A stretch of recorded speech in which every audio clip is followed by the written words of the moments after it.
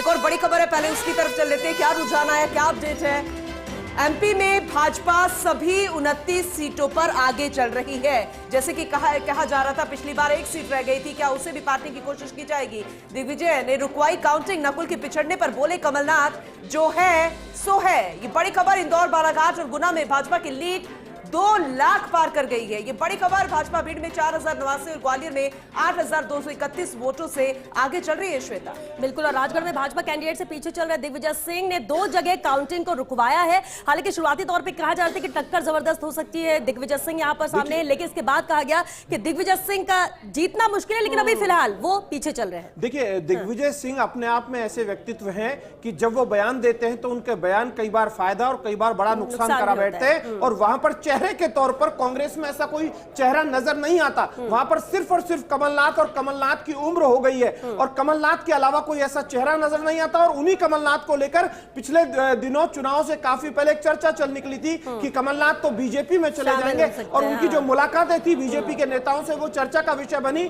तो वहां पर जो चेहरे बड़े हैं, उन चेहरों में खुद मोहन यादव तो चेहरा बड़े स्वाभाविक तौर पर प्रधानमंत्री मोदी के द्वारा बना दिया गया। हाँ ऐश्वर्या, ये बिल्कुल आपने अहम बात मध्य प्रदेश को लेकर कही, लेकिन योगेश जी, हम इस पर जब बातचीत भी कर रहे थे एग्जिट पोल के दौरान भी, तो 29 के 29 सीटें बीजेपी के लिए कही जा रही थी, लेकिन आपने कहा था कि 28-1 हो सकता है क्योंकि नकुलनाथ यहां पर जीत सकते हैं। आपको क्या लग रहा है? अभी तो वो पिछड़ रहे हैं और उसे स्वीकार भी कर रहे हैं कि ठीक है, अभी अगर जो है सो है, कहना कमलनाथ का, लेकिन क्या आपको वाकई लगता है क्लीन स्वीप मध्य प्रदेश में बीजेपी कर सकती है, या अभी भी 1-2 सीट ऐसी है?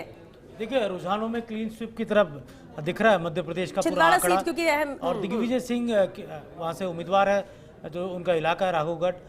और दिग्विजय सिंह, ये बात सही है, इस बार अपने बयानों के कारण चर्चा में नहीं है, बल्कि चुनाव लड़ने के कारण चर्चा में।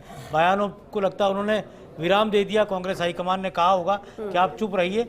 और इस बार आप कांग्रेस लीडर्स के बयानों को देख लें, सेम पित्रोदा की बात अलग कर देते हैं। सेम पित्रोदा के बयान आम जनता को समझ में भी नहीं आते, लेकिन जो मणिशंकर अय्यर हैं, दिग्विजय सिंह है, इनके बयानों पे लगता है कंट्रोल किया गया कांग्रेस हाईकमान की ओर से, और उसके नतीजे भी नजर आए हैं। मध्य प्रदेश में कांग्रेस की बैकफुट पर आने का एक ही बड़ा कारण हो सकता है कि वहाँ कांग्रेस के अंदर अभाव है, यूनाइटेड नहीं है कांग्रेस।